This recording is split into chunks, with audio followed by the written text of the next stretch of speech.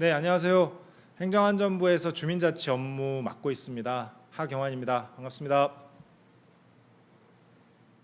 오늘은 주민자치회 현황하고요. 그리고 법안을 앞으로 논의해 가실 때 좀 생각해 봤을 만한 것들을 제가 좀 정리를 해 봤습니다.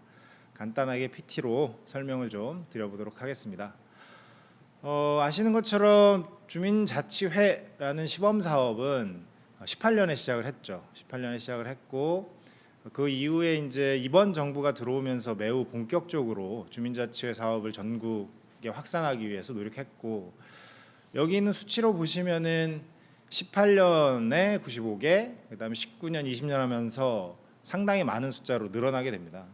이것은 이번 정부가 가지고 있는 의지이기도 하고, 이렇게 될 수 있었던 것은 이제 이번 정부가 등장하기 전에 자치단체에서 이 주민자치회와 관련된 여러 가지 선도적이고 혁신적인 실험들을 많이 했었고, 그것이 기반이 돼서 이번 정부의 의지가 더해지고 그러면서 상당히 많이 확산돼 왔다고 보입니다.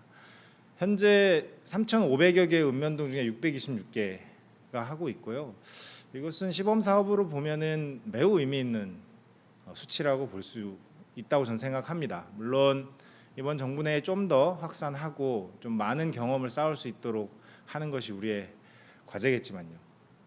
그렇게 이렇게 확산돼 있는 상황이 좀 있고, 그러니까 이번 정부 들어서 이제 과거 정부와 다르게 주민자치회의 이제 내용을 좀 변경하는 일이 있었습니다. 그래서 18년 이후에 중점적으로 주민자치회가 추진해 나가야 될 사안들을 여러 가지로 제시를 했는데, 그 중에 이제 핵심적인 거 몇 개만 좀 현재 상황을 좀 지켜보도록 하겠습니다. 보시면 이제 위원의 대표성과 관련해서 위원을 선출할 때 추첨제, 편하게 얘기하면 제비뽑기죠. 추첨제로 선발해 보자라는 것이 이제 핵심적인 내용의 변화였고요.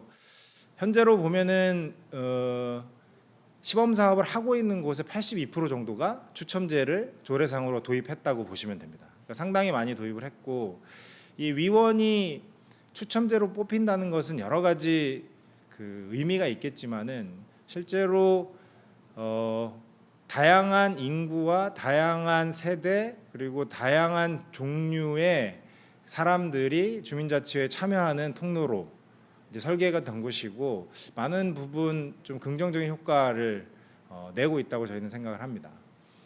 그리고 주민자치회 운영의 민주성과 관련해서 그러니까 주민들이 실제 본격적으로 참여할 수 있게 하는 구조를 만드는 것을 18년 이후에 중점 사항으로 또 제안을 했었는데, 그 중에 하나가 자치계획 수립 그리고 주민총회입니다.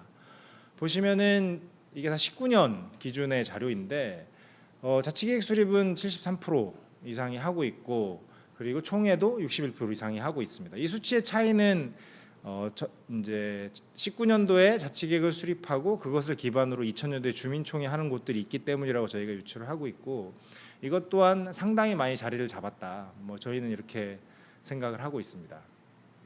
그리고 또 하나가 이제 주민자치회의 공적 기능을 강화하는 것이었습니다.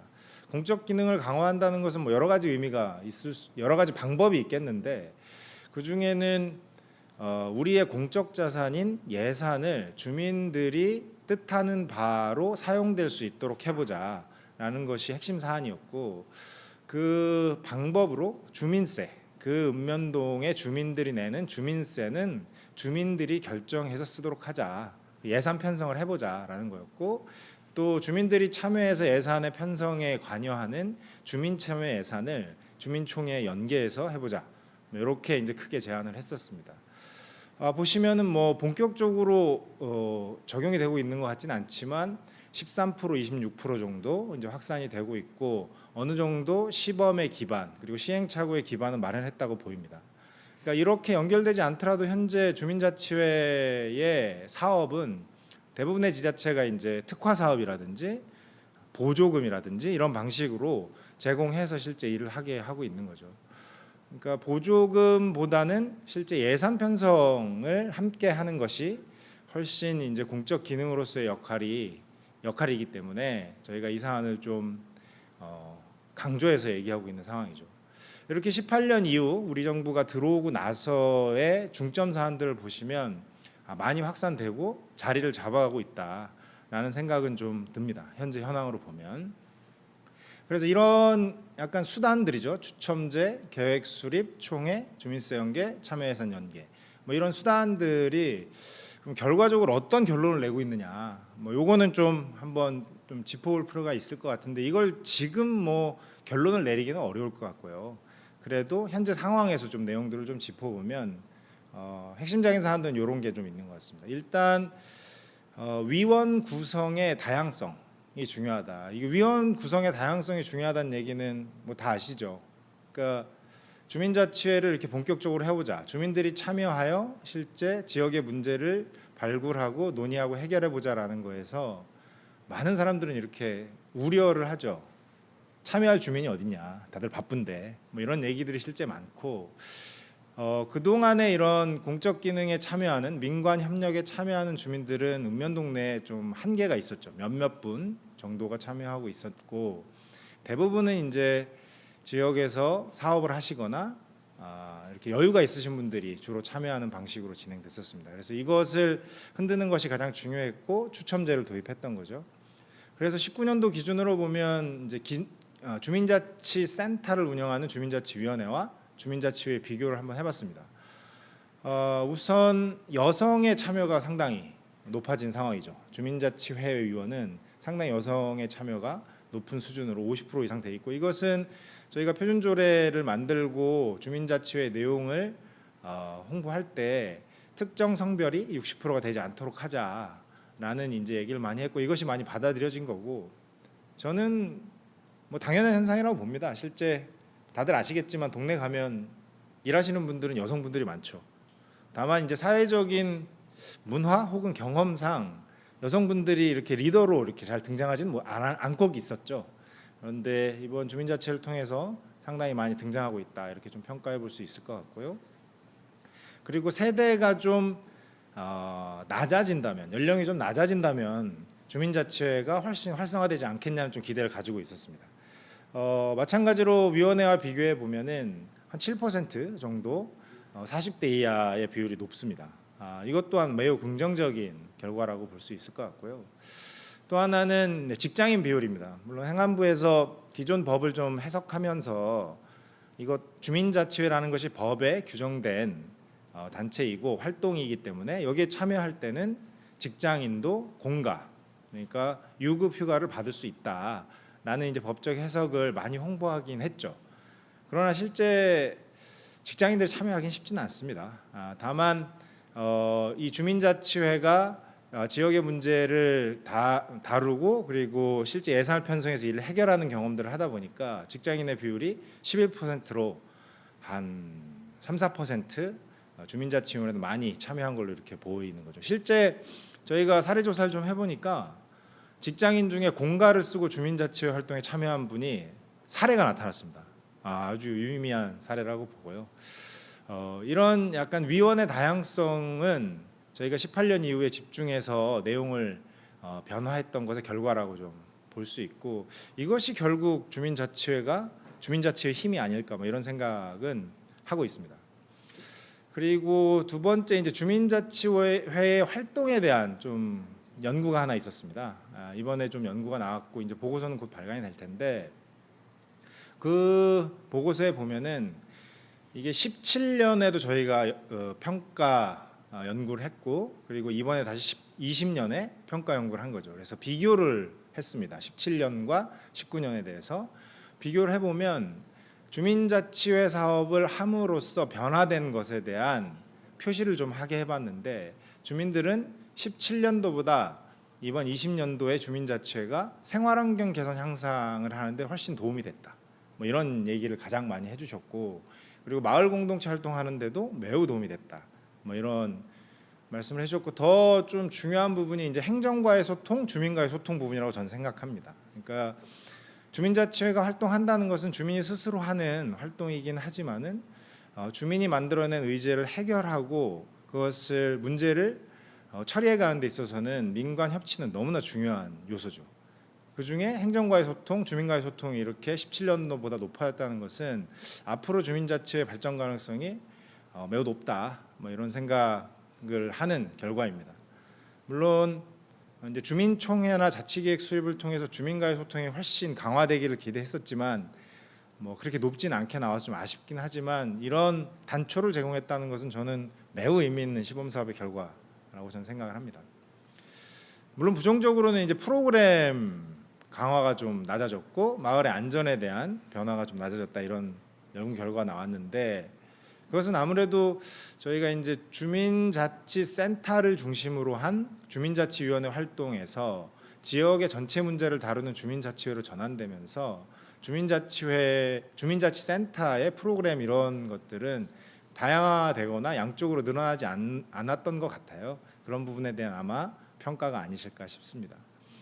그 18년 이후에 중점적인 내용 변환이 있었고 그것을 통해서 위원이 좀 다양화되고, 그리고 인지적으로도 지역 사회를 살기 좋게 만드는데 기능을 했고, 그리고 민관 협치, 그리고 좀 더 많은 주민들의 참여를 위해서 상당히 긍정적인 메시지를 주고 있다. 이게 현재 시범 사업을 보는 긍정적인 평가의 일환이 아닐까 싶습니다.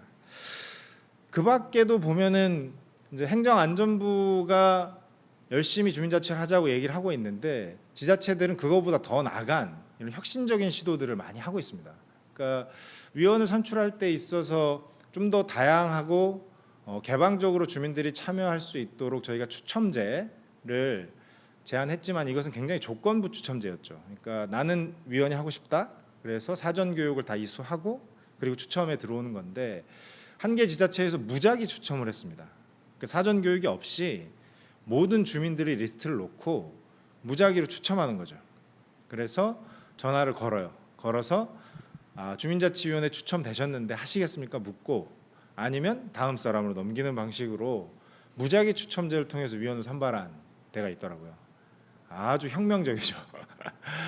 이런 시도가 쌓이면 저희 읍면동 단위의 어떤 민주주의의 초석은 많이 쌓일 거라고 저는 생각합니다. 이런 시도들도 다음 그림에서 많이 나올 것 같고요.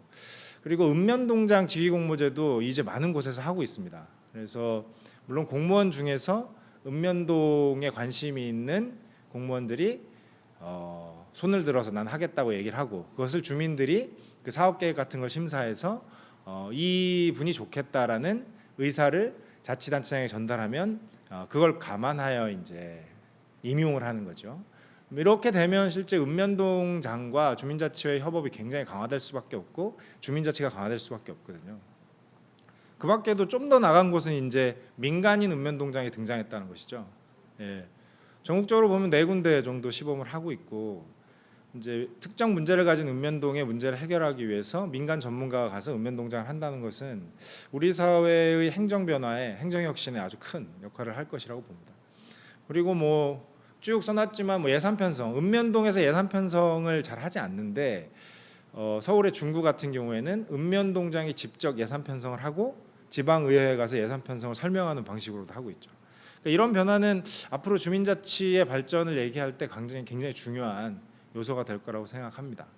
그 밖에도 뭐 민원 수수료, 재원을 활용해서 주민자치 예산으로 쓰는 거, 그 다음에 읍면동마다 있는 행정 차량, 이것을 주민자치회가 같이 사용할 수 있도록 업무 협약을 맺는 거, 그 다음에 임기제 공무원들이 읍면동에 배치돼서 주민자치회를 촉진하고 지원하는 역할을 하는 것 등 상당히 많은 지자체 스스로의 혁신적인 사안들이 있습니다. 앞으로 이런 사안들을 좀 더 발전시키고 전국에 보편화될 수 있도록 하는 것이 아마 우리 주민자치회 미래 과제가 아닐까 이렇게 생각합니다. 현황을 너무 긍정적으로 했나요?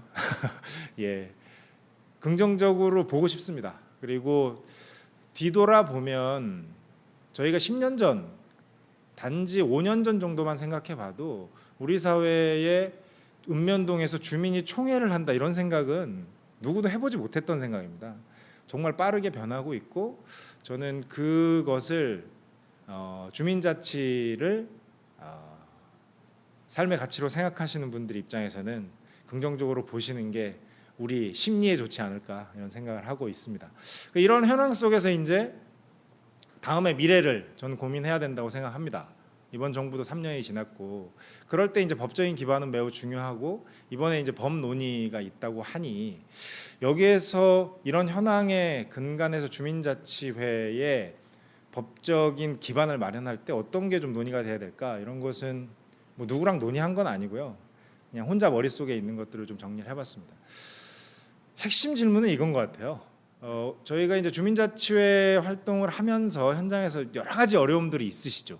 예산의 문제, 사람의 문제, 행정협력과의 문제, 주민 갈등의 문제, 지방 의회와의 어떤 그 불편함, 뭐 이런 여러 가지들이 있는데 이런 것들의 최고 정점에는 이 문제가 있는 것 같아요. 그러니까 주민자치회가 주민 스스로의 의지로 만들어진 결사 조직이냐 아니면 한국 사회가 지향하고 있는 지방자치의 하나의 체계냐 이걸 좀 결론을 지어야 나머지가 쭉 정리가 되는 듯한 느낌입니다.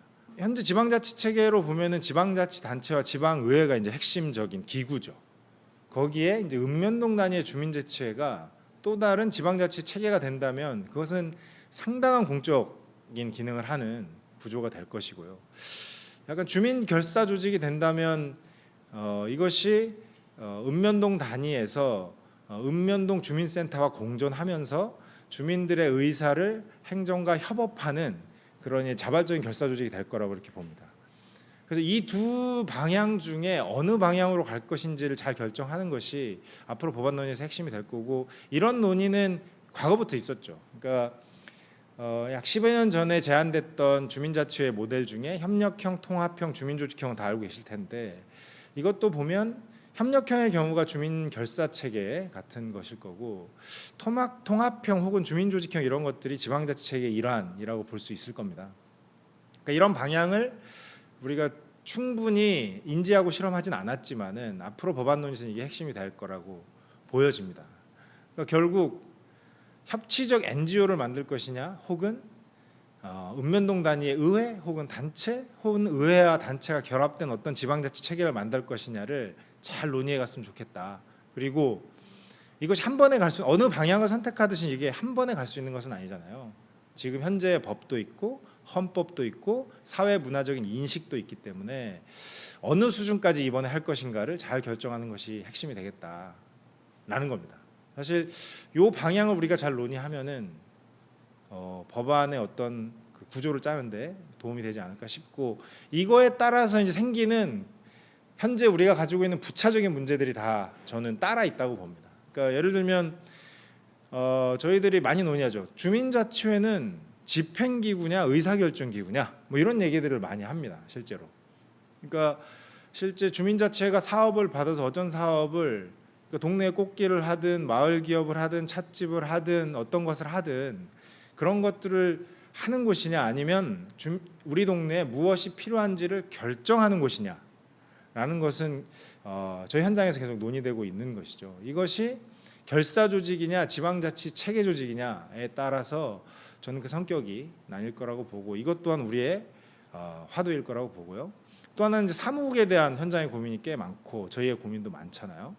그러면 이 사무국을 도대체 어떤 형태, 어떤 규모로 만들어야 되느냐에서 핵심적으로 따라오는 질문이 이 사무국의 비용을 누가 댈 것이냐의 문제입니다.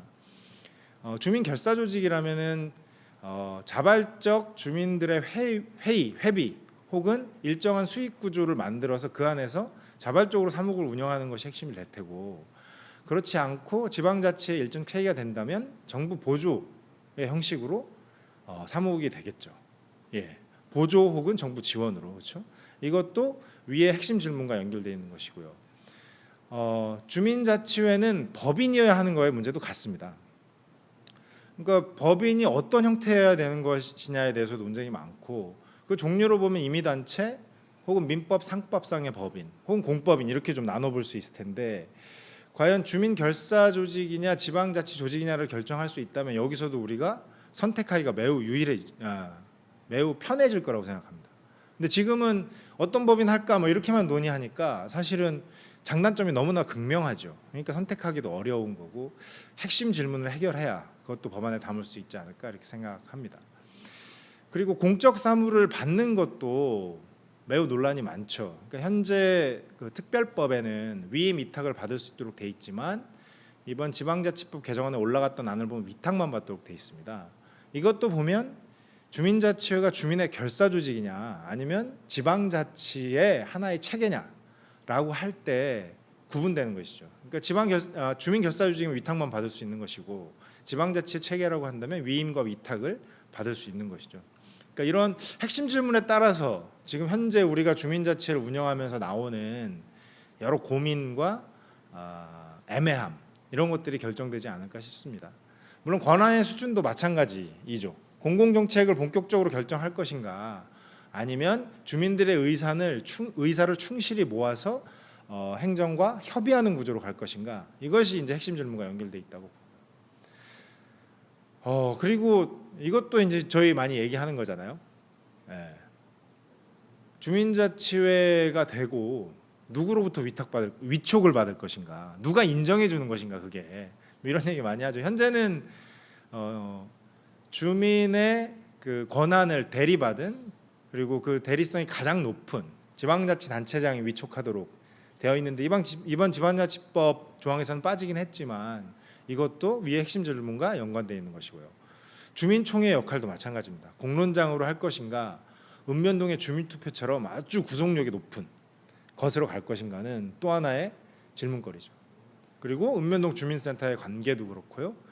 우리가 현재까지 주민자치회를 이 정도까지 하게 된 것은 전문지원기관의 역할도 상당히 컸거든요. 그러니까 이것도 어떤 형태로 그리고 어떤 구조로 만들 것인가도 저는 위에 핵심 질문하고 연결돼 있다고 봅니다. 그리고 마지막에 이제 써 있는 거죠. 그러니까 이것도 지금 저희가 활동하면서는 가장 많이 어려움을 겪죠. 그러니까 읍면동에는 상당히 많은 민간협치 기구들이 있고 이것과 주민자치회는 어떤 관계를 맺어야 하는가. 이게 대표성의 문제이기도 하고 민주성의 문제이기도 한데 이것이 핵심 질문하고 저는 반드시 연결돼 있다고 생각합니다. 지금까지 우리 사회가 주민자치회라는 시범 사업을 만들고 그리고 이번 정부가 들어서 본격적으로 시행을 해서 많은 변화의 흐름을 만들었고 그 변화에서 생긴 이런 여러 가지 질문과 고민이 최종적으로 모아지는 질문은 저것인 것 같아요. 주민자치회는 주민결사조직인가 아니면 지방자치 체계인가. 전 이 논의를 잘 해간다면 우리가 현실에서 맞닥뜨리는 여러 가지 문제도 해결하고 그것이 법안에서 잘 논의돼서 담긴다면 한 단계 진보할 수 있는 주민자치를 만들 수 있지 않을까 이렇게 생각을 합니다. 그리고 그 논의가 아주 활발해지기를 저 또한 기대하고 있고 그 논의의 장이 있다면 서슴없이 두려움 없이 다 참여해서 또 이것을 주관하고 있는 행정안전부 입장에서 얘기를 나누도록 하겠습니다. 마지막으로 이제 이 얘기를 마무리할 때 꼭 나누고 싶은 말입니다. 이게 하지 말자는 얘기는 아닌데 저는 이런 걸 보면서 여러 가지 생각을 하게 되거든요. 그러니까 인도의 경우입니다. 인도의 사례인데 인도가 90년대 초반에 헌법을 개정했습니다. 아예 우리로 치면 읍면동 단위, 마을 단위의 정부를 구성하는 방식으로 헌법을 개정했고 거기서 주민들이 총회를 하고 의회를 구성하면 행정권까지 다 주는 방식으로. 그러니까 200명 되는 마을이어도 행정권을 부여하는 방식입니다. 물론 그 숫자는 굉장히 차이가 있지만 이때 이 헌법을 개정하면서 이제 수사는 뭐가 있었냐면 인도의 의원이 그러니까 주민의 의사를 대변하는 의원이 5천 명에서 300만 명으로 늘었다라고 얘기를 할 정도로 큰 변화에 헌법을 개정해서 지방 행정 체계를 변화시켰죠. 우리가 얘기하는 풀뿌리 자치 그리고 주민에게 가까운 정부를 만드는 데 노력을 해왔습니다. 근데 이게 잘 되고 있느냐? 이게 저희의 궁금함이겠죠. 한번 읽어보겠습니다. 이게 그 인도의 풀뿌리 민주주의에 대해서 이제 글을 쓰신 분의 서문인데 정부의 장밋빛 선전과 판짜야트 라즈, 판짜야트가 그 마을 단위의 의회입니다. 우리로 치면 200명, 1000명 단위의 마을의 지방 의회죠. 판짜야트 라즈의 현실은 큰 차이가 난다. 극히 일부주를 제외하면 판짜야트 라즈는 농촌 개혁의 원동력이 되지 못하고 있다. 그람샤바는 우리로 치면 읍면동 단위의 주민총회입니다. 예, 주민총회. 그러니까 주민총회는 주민들의 무관심으로 마을의 특정 집단들이 지배하는 경우가 많으며 지방의회 의원을 뽑는 선거는 카스트나 가족주의 등 전통적 정실관계의 영향력 밑에 있다. 가슴이 찌릿하더라고요, 이 글을 읽는데. 저희가 많이 달렸고 풀뿌리 주민자치가 많은 수준으로 발전했다고 저희는 보지만 그것이 꼭 우리에게 장밋빛 미래를 보장하는 건 아닌 것 같아요. 정말 애를 써야 하고 한 단계 한 단계 우리가 노력을 해야만 그 결과에 갈 수 있다 생각합니다. 모두가 꾸는 꿈은 같죠. 근데 너무 많은 욕심을 내면 안 될 것 같아요. 한 번에 갈 수 없고 우리 사회의 문화 그리고 사람들의 인식 그리고 우리가 할 수 있는 것 수준까지 할 수 있도록 법안 논의가 잘 됐으면 좋겠고 이번에 어찌 됐든 다시 이 법안 논의가 우리 사회에 많은 관심을 받을 수 있기를 저도 노력하겠습니다. 예, 듣기에 어떠셨는지 모르겠습니다. 또 다른 자리에서 주민자치로 만나도록 하겠습니다. 하경환이었습니다.